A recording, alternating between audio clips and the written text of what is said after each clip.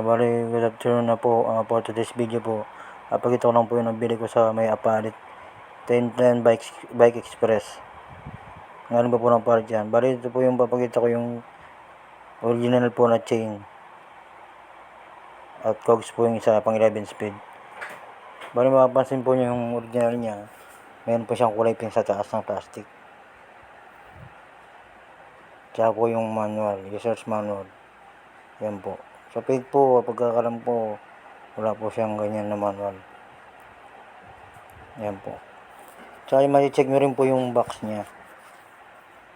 Ayan po yung parang Adidas. Kulay silver po yung una at pangalawa. Yung pegi po niyan, kulay puti lang po lahat. Ayan po. Ito po yung cogs, 11 speed. Jewelry po yan. Bali price po pala rin to 2.7 at po yung chain 1.450. So yun po, pupunta po tayo ngayon sa bike shop. So saan nandun po yung bike natin. Napapakita po sa inyo kung ano na gagawin. At kung natanggal nyo na po yung prehab. Bali prehab po yung bulitas yung sira. Samahan niyo po ako. Punta na po ako. Nandito na po tayo. Bali dito po sa Kalihots eh. Hindi ko lang alam kung nandito yung gumagawa si Ryan. Nandito po siya sa Kalihots. Bali po yung papalit natin. Ito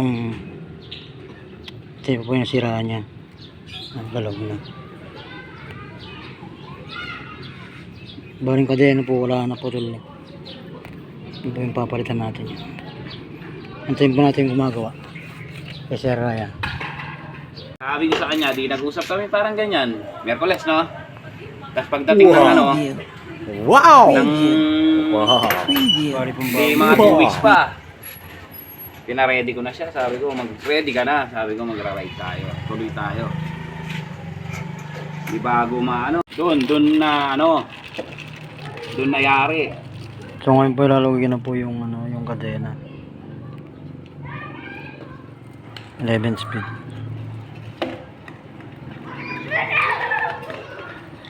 Matakbo na ulit si Michelle. Tago dyan sir, Michelle eh. May pangalan pala. Oo, may pangalan. Kung sa pala rin mapapalitan ng yan, speed 1, Samantha. Yan si Sir Ryan. Yan, gumagawa dito sa araw.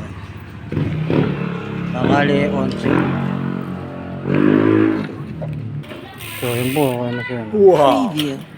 Wow! Preview. Wow! Preview. So yun lang po, thank you po sa panonood.